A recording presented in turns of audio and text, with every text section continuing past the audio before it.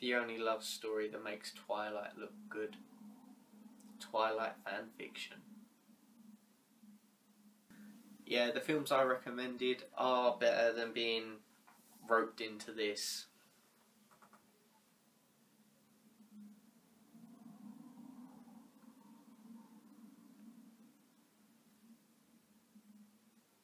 Hey guys, and welcome to my world.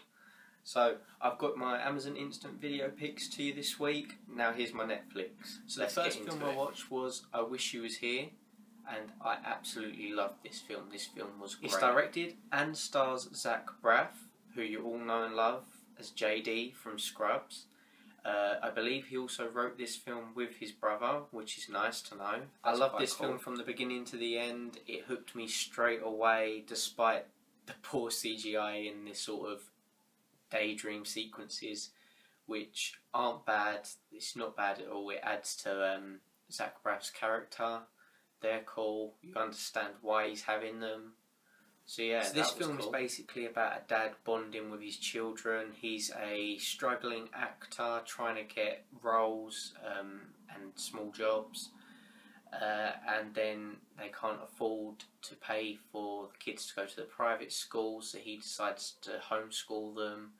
And him and the kids have such great chemistry. I mean, they bounce off each other. They're funny, especially the boy. The boy, I can't remember his name, but he was in Looper. He was hilarious and made me laugh. Yeah, so that was really good. The acting in this feels natural. It feels real to life. It feels family-like. You can relate to it, especially with the emotion that they give when they're going through the drama. It is really. So yeah, in this film there's a couple of cameos from two actors you may recognise. I'm not going to spoil it. I won't tell you exactly who they are, but I will give you a clue. Let me just say Chocolate Bear was in his spot. So yeah, I think everyone can at least relate to one thing about this film, one bit of drama or emotional hard times in this film. I think you can all relate to one aspect of it, and if you can't, you can at least appreciate it and feel for the characters. So yeah, that's nice because it really does intrigue you. It really does. You do really get invested in the characters' stories.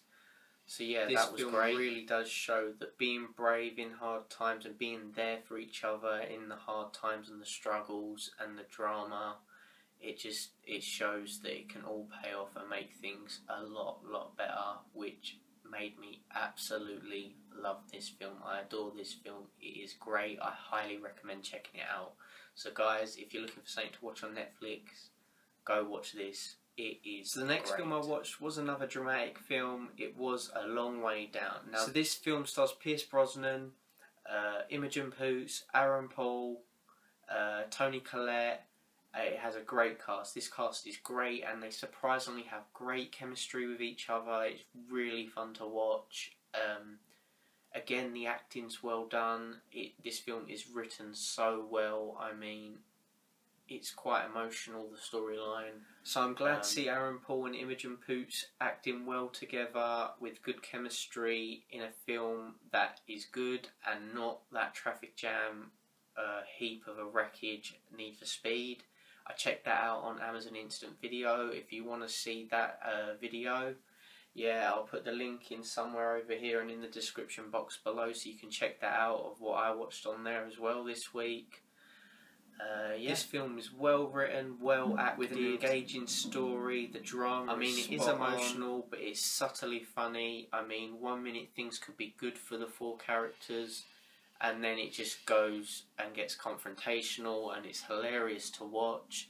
So yeah, this film's about four characters who each individually choose to go and commit suicide for their various reasons, which you work out as the film progresses on New Year's Eve. And they all meet on top of this tower block, and it's quite funny, subtly funny. It's and they end up helping out this girl, Jess, played by Imogen Poots, when they all meet by coincidence again. And basically she gets them to sign a contract she's just written out saying not to commit suicide before Valentine's Day, because she doesn't want to be checking the papers for obituaries and everything. So yeah, this film takes place from New Year's to Valentine's Day, and it really is an engaging story. I mean, you become invested in the characters. Each character has sort of an arc in this film. I mean, it's split up into 4 arcs. Each arc will be narrated by one of the characters and sort of tells you the story from their point of view, which is great because I think it adds to their personality. So that was a nice little touch for this film. Yeah, this film really is good. This film's great. You should invest your time in it. You become invested in it, and the characters. Highly recommend. My personal favourite character in this film was Imogen Poots' character Jess. She was funny. She brought so much humour. Quite a bit of confrontation to the film as well, which was funny and led to these funny sequences. Highly recommend checking it out, guys. So the next film I watched on Netflix, I'm really not sure about. It is Ender's Game. Now this film, it's a little confusing in parts. It's poorly cut together and put together as a film. I mean, it has such a good cast. I mean, you've got Harrison Ford, Sir Ben Kingsley, Viola Davis, Asa Butterfield, if that's how you say his name. I don't know how to pronounce that. So glad he's not Spider-Man, by the way. You should see him run in this film. So yeah, wow. With such a great cast, it's got an intriguing storyline and plot to it, and it had such potential to be great, and it flopped. I mean, it was executed poorly. This film just lacked on all levels. A positive of this film, I could say it had a few good scenes at the battle school training, when they're training, and yeah, from there, that part of the film was good. After that, it becomes slow and tedious, and it really does start to slow down and lack. So yeah, that's not good. That's not good. So basically, this film's about Earth preparing to fight an alien fleet, and basically the army are training kids to do this because they think they are more intelligent than adults and can see things adults can't and all that sort of stuff. So constantly throughout this film you see an alien fleet in footage, and basically there's no real main villain to this film.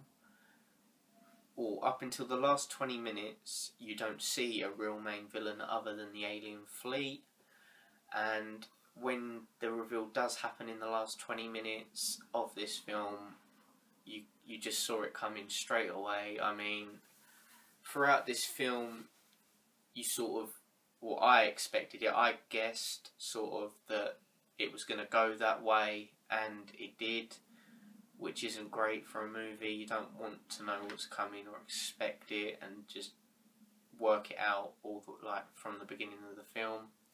So that was bad. Could see the twist coming miles away. So overall, this film drags. I wouldn't recommend it unless you want to keep your eyes busy while you're eating, doing work, or you just want something on in the background just to listen to while you're doing housework, homework, anything. Yeah, so I wouldn't recommend watching this unless it's one of those days. So the next film I watched was November Man. And again, this film had such promise and potential to be great, but not even Bond could save this spy thriller. So yeah, really this film is an action spy thriller starring Pierce Brosnan. He was good in this role. Like, his acting was alright, and you know he can do these sort of roles from James Bond films.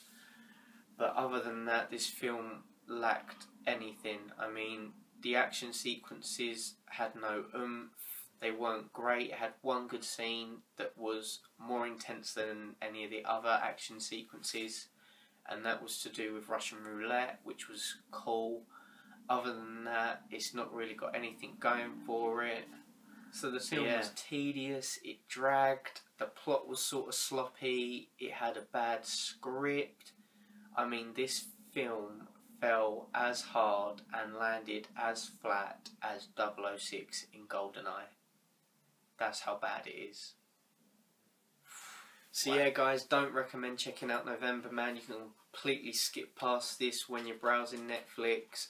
So for the next film, I was going to watch Saving Mr. Banks, but instead my brother recommended me Earth to Echo, and I'm so glad he did because this film was fantastic. I absolutely loved this film. This film was great. So this film is sort of a found footage film. It's filmed from the character's perspective. I believe it's 4 devices. You've got a camera on a bike when they're riding their bikes. You've got a camcorder that the main character holds. You've got spy glasses, and you've got a mobile phone, which is used for the alien to see. So when the mobile phone footage is on, it's basically what the alien is seeing because the alien is injured. So unlike most found footage films where the characters are just filming just because the studio thinks it's cheaper to make Paranormal Activity, the characters in this are actually filming because the main character Tuck loves making films with his friends, loves making videos with his friends and putting them on his YouTube channel. So yeah, it sort of explained why they're filming, which was great, and I loved that little touch to YouTube and everything. So this film follows 3 best friends. You've got Tuck, Alex and Munch. Munch was my favourite character. He was hilarious. He brought the humour to the film. And it follows them on this adventure to basically help an alien get back home. This film is sort of like Stand By Me meets Super 8 meets E.T. in all the right ways, which was pretty cool. Had a nice feel to it. It was really, really fun to watch. This film is a great adventure story. Highly recommend checking it out because it's heartfelt as well, and you sort of feel for the children and you sort of like relate to them in ways. So it's nice going back to that childhood aspect with your best friends. Negative. The only negative I can say is basically the CGI isn't great. But other than that, this film was fantastic. It was fabulous to watch. It was fun. Highly recommend checking it out, guys. So yeah, guys, that's what I watched on Netflix this week. Hope you take my recommendations into consideration when you're browsing Netflix, and let me know if you have seen these films or are you going to watch them, and when you have watched them, let me know your thoughts. I'd love to know what you thought about the film as well, even if you think differently to me and feel differently about the films. Let me know down in the comments section below, and as always, take care. See you later, guys.